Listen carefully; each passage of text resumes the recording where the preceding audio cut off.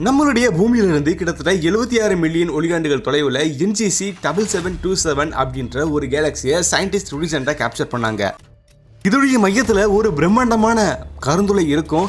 இந்த கருந்துளை அப்படின்றது நம்ம சூரியனோட கம்பேர் பண்ணோம்னா ரொம்ப பவர்ஃபுல்லானது அப்படின்றத அவங்களுக்கு தெரியும்.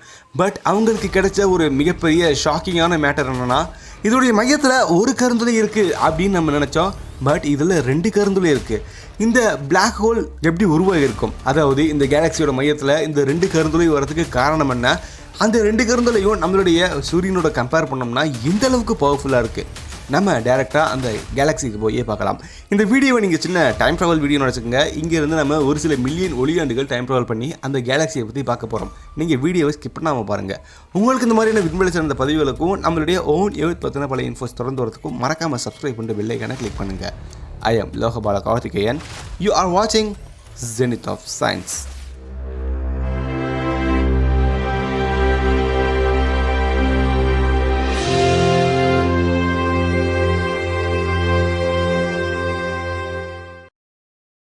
பிளாக் ஹோல் அப்படின்ற இந்த ஒரு வார்த்தையை வச்சே நம்ம தெரிஞ்சுக்கலாம். இந்த பிளாக் ஹோல் அப்படின்றது ரொம்ப கருப்பாக இருக்கும். பட் அது நம்மளால் ஈஸியாக பார்க்க முடியாது அப்படின்னு. பட் அதுக்கான சாத்தியக்கூற நம்ம தெரிஞ்சிட்டோம் அப்படின்னு தான் நம்ம சொல்லணும். நம்ம ரீசெண்டாக M87 அப்படின்ற ஒரு கேலக்சியோட மையத்தில் இருக்கக்கூடிய ஒரு பிரம்மாண்டமான கருந்துளையை நம்ம பார்த்தோம். ஸோ அதுக்கடுத்து நம்ம கருந்துளை பற்றின பல இன்ட்ரெஸ்டிங்கான ஃபேக்டரை நம்ம தெரிஞ்சுட்டே இருக்கோம். அந்த வகையில் நம்மளுடைய யூனிவர்ஸில் கிட்டத்தட்ட 100 பில்லியனுக்கும் மேற்பட்ட கருந்துளைகள் இருக்கலாம் அப்படின்றத சயின்டிஸ்ட் நம்புகிறாங்க. ஸோ நம்ம புது பிளாக் ஹோலை நம்ம கண்டுபிடிக்கணும், புது டைப் ஆஃப் பிளாக் ஹோலை நம்ம டிஸ்கவர் பண்ணணும் அப்படின்ற ஒரு எண்ணத்தோட நம்ம வானத்தை ரொம்ப அதிகமாக ப்ரௌஸ் பண்ணுறோம் அப்படின்னு நம்ம சொல்லலாம். ஸோ அப்படி பார்க்கும்போது சிலியில் இருக்கக்கூடிய வெரி லார்ஜ் டெலஸ்கோப் மூலியமாக நம்ம பூமியிலிருந்து கிட்டத்தட்ட 67 மில்லியன் ஒளியாண்டுகள் தொலைவில், அதாவது 6,70,00,000 அப்படின்னு சொல்லலாம். ஸோ இந்த ஒளியாண்டுகள் தொலைவில் NGC 7727 அப்படின்ற ஒரு கேலக்சியை சயின்டிஸ்ட் ரீசெண்டாக கேப்சர் பண்ணாங்க. இது Aquarius அப்படின்ற ஒரு கான்ஸ்டலேஷனில் இருக்குது அப்படின்றது குறிப்பிடத்தக்கது. இதை நம்ம தமிழில் கும்பம் அப்படின்னு சொல்லலாம். ஸோ கும்பம் அப்படின்ற இந்த ஒரு விண்மீன் தொகுதியில் தான் இந்த ஒரு கேலக்சியை நம்ம கேப்சர் பண்ணியிருக்கோம். இந்த கேலக்சியோட மையத்தில் ஒரு மிகப்பெரிய கருந்துளை இருக்கும் அப்படின்றத நம்ம தெரிஞ்சிட்டோம். பொதுவாக கேலக்சி அப்படின்னா அந்த கேலக்சியோட மையப்பகுதின்றது கருந்துளையாக தான் இருக்கும். ஏன்னா கருந்துளை நம்ம ஒரு கேலக்சியோட இதய பகுதி, அதாவது இந்த சென்ட்ரல் பிளாக் ஹோல் அப்படின்றது ரொம்ப பிரம்மாண்டமாகவும் ரொம்ப பெருசாகவும் இருக்கும் அப்படின்றது சயின்டிஸ்ட்டுக்கு ஆல்ரெடி தெரிஞ்சது தான்.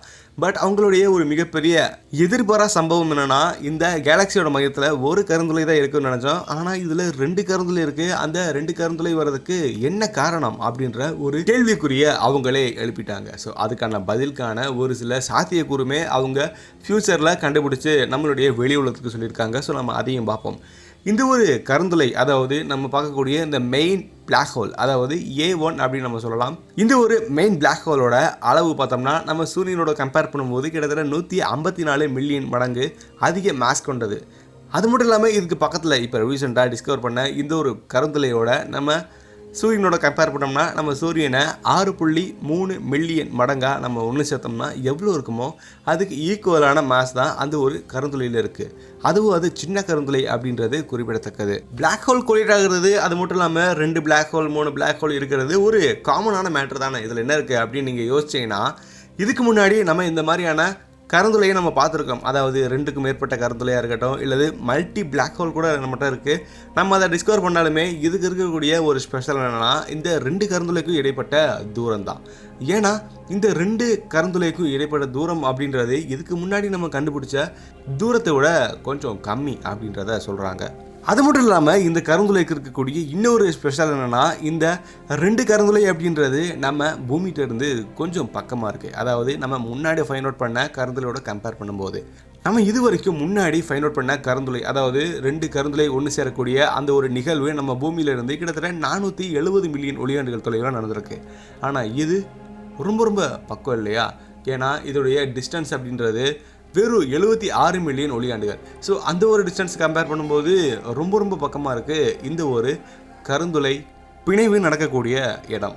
இந்த கருந்துளை பற்றி அதிகமான டீட்டெயில்ஸ் நமக்கு கிடைக்கணும் அப்படின்றதுக்காக கீழே இருக்கக்கூடிய வெரி லார்ஜ் டெலஸ்கோப்பில் பார்த்தாங்க. பட் இன்னும் நமக்கு அதிகமான டேட்டாஸ் தேவைப்படுது. ஸோ அதனால சயின்டிஸ்ட் இந்த வெரி லார்ஜ் டெலஸ்கோப்புக்கு அடுத்து இருக்கக்கூடிய எக்ஸ்ட்ரீம்லி லார்ஜ் டெலஸ்கோப்பையும் இதில் யூஸ் பண்ண போகிறாங்க. இதை விட அடுத்து பவர்ஃபுல்லாக இருக்கக்கூடிய மியூஸ் அப்படின்ற ஒரு டெலஸ்கோப், இது ஒரு யூரோப்பியன் சவுதர்ன் அப்சர்வேட்டரிக்கு கீழே இயங்கக்கூடிய ஒரு எக்ஸ்ப்ளோரர் அப்படின்னு சொல்லலாம். இதை நம்ம எக்ஸ்பேண்ட் பண்ணி சொல்லணும்னா multi unit spectroscopic explorer. So இந்த மாதிரியான வெவ்வேறு அப்சர்வேட்டரியை இவங்க அப்ரோச் பண்ணியிருக்காங்க. கண்டிப்பாக நமக்கு அடுத்தடுத்த டேட்டாஸ் நமக்கு கண்டிப்பாக கிடைக்கும் அப்படின்றத நம்ம நம்புவோம். இது வேறு கருந்துளை அப்படின்றனால கண்டிப்பாக இதுக்கு நடக்கக்கூடிய விளைவு அப்படின்றது ஃபியூச்சரில் ரொம்ப பிரம்மாண்டமாக இருக்கும். அதாவது ஒரு பிளாக் ஹோல் கொலைட் அப்படின்னு நம்ம சொல்லலாம். 2 கருந்துளைகள் ஒன்றா இணையக்கூடிய விளைவு நடக்கும். கிட்டத்தட்ட 250 மில்லியன் வருடங்களுக்கு அப்புறம் இந்த கருந்துளை 2 கருந்துளையாக இருக்காது, ஒரு கருந்துளையாக இருக்கிறதுக்கு சான்ஸ் இருக்குது அப்படின்றத சொல்கிறாங்க. அதாவது கொலைட் ஆயிரும். அப்போது நம்ம இப்போ பார்க்கக்கூடிய இந்த ஒரு நிகழ்வு அப்படின்றது எப்போ நடந்திருக்கும்? கிட்டத்தட்ட 76 மில்லியன் ஒளியாண்டுகளுக்கு முன்னாடி. அதாவது நம்ம கரெக்டாக சொல்லணும்னா கிட்டத்தட்ட 7 கோடியே 60 லட்சம் ஒளியாண்டுகளுக்கு முன்னாடி நடந்த நிகழ்வை தான் இப்போ நம்ம கேப்சர் பண்ணியிருக்கோம். ஸோ இப்போ நம்ம பார்த்த இந்த ஒரு டிஸ்டன்ஸ் அப்படின்றது இப்போ இந்த கரண்ட் சிச்சுவேஷனில் கண்டிப்பாக குறைஞ்சிருக்கும். சரி, இதை அவங்க எப்படி கண்டுபிடிச்சாங்க? பொதுவாக நம்ம பிளாக் ஹோலை கண்டுபிடிக்கணும்னா அதிலிருந்து வெளிவிடக்கூடிய ஜெட்டை நம்ம வச்சு கண்டுபிடிக்கலாம். ஏன்னா அதிலிருந்து வரக்கூடிய ரேடியேஷனை பேஸ் பண்ணி இந்த இடத்துல ஒரு பிளாக் ஹோல் இருக்குது அப்படின்றத நம்ம கண்டுபிடிக்கலாம். பட் இந்த கேலக்ஸியை ரொம்ப ஃபோக்கஸ் பண்ண சயின்டிஸ்ட்டுக்கு ஒரு குறிப்பிட்ட இடத்துல மட்டுமே ஒரு சில நட்சத்திரங்கள் இன்ஆக்டிவாக இருக்குது. அதாவது கொஞ்சம் வித்தியாசமாக அதை ரியாக்ட் பண்ணுது அப்படின்னா அது நம்ம கருந்துளை அப்படின்றத சொல்லலாம். ஆனால் ஒரு கேலக்ஸியில் ஒன்றுக்கும் மேற்பட்ட இடத்துல, அதாவது சென்டர்லையும் அதுக்கு பக்கத்தில் ஒரு சில ஒளியாண்டுகள் தொலைவுலையுமே இந்த நட்சத்திரங்களோட விளைவு அப்படின்றது ரொம்பவே வித்தியாசமாக இருக்குது. எதுக்கு 2 இடத்துல இந்த நட்சத்திரங்கள் ரொம்ப டிஃப்ரெண்ட்டாக ஆக்ட் ஆகுது அப்படின்றத அவங்க யோசித்தாங்க. ஸோ அதன் மூலியமாக தான் இந்த இடத்துல 2 கருந்துளை இருக்குது அப்படின்றத கன்ஃபார்மாக சொன்னாங்க. இந்த கருந்துளை எப்படி உருவாகி இருக்கும்? இதுக்கு ஒரு சில ஸ்டேட்மெண்ட் என்ன சொல்கிறாங்கன்னா, மேபி இந்த கேலக்ஸி அப்படின்றது முன்னொரு காலத்தில் 2 கேலக்ஸியாக இருந்திருக்கலாம். அதாவது NGC 7727 அப்படின்ற இந்த கேலக்ஸி கிட்டத்தட்ட 1 பில்லியன் வருடங்களுக்கு முன்னாடி 2 கேலக்ஸியாக இருந்திருக்கலாம். இது கொலைடாகி ஒரு கேலக்ஸியை இப்போ மாறி இருக்கலாம். மேபி 2 கேலக்ஸியில் நடக்கக்கூடிய இந்த கொலைட் அப்படின்றது வெவ்வேறு கேலக்ஸியில் இருக்கக்கூடிய கருந்துளையை இந்த ஒரே இடத்துல கொண்டு வரதுக்கு அது முற்பட்டிருக்கு. அதாவது அது இன்னும் நடந்துகிட்டே இருக்கு, ஒரு கருந்துளையாக மாற்றுறதுக்கு. ஸோ இது ஒரு சினாரியோ அப்படின்னு நம்ம வச்சுட்டாலுமே இன்னொரு சினாரியோ என்ன சொல்கிறாங்கன்னா, அந்த கொலைட் அப்படின்றது நடந்துருச்சு. அதாவது 1 பில்லியன் வருடங்களுக்கு முன்னாடி 2 கேலக்ஸி கொலைட் ஆகி இப்போ ஒரு கேலக்ஸியாக மாறிடுச்சு. பட் இருந்தாலுமே அதை மோதல் காரணமாக கண்டிப்பாக அந்த இடத்துல புது நட்சத்திரங்கள் உருவாகியிருக்கும். அதுக்கு ஈக்குவலாக ஒரு சில நட்சத்திரங்கள், பிரம்மாண்டமான நட்சத்திரங்கள் அழிஞ்சிருக்கும். ஸோ அந்த பிரம்மாண்டமான நட்சத்திரம் அழிஞ்சு அது ஒரு கருந்துளையை அதோடைய சைடில் உருவாக்கியிருக்கலாம். அதுதான் இந்த ஒரு சின்ன கருந்துளையாக இருக்கலாம் அப்படின்றத நம்புகிறாங்க. அது எப்படி கருந்துளை உருவாகும் அப்படின்னு நீங்கள் கேள்வி எழுத்தீங்கன்னா, கருந்துளை அப்படின்றது உருவாகிறதுக்கு ஒரு மேஜர் ரீசன் என்னென்னா, ஒரு பெரிய பிரம்மாண்டமான நட்சத்திரம் வெடிக்கிறனால தான். ஸோ அந்த மாதிரியான ஒரு நட்சத்திரம் கண்டிப்பாக நம்மளுடைய யூனிவர்ஸில் இருக்குது அப்படின்றத நம்ம கன்ஃபார்மாக சொல்லலாம்.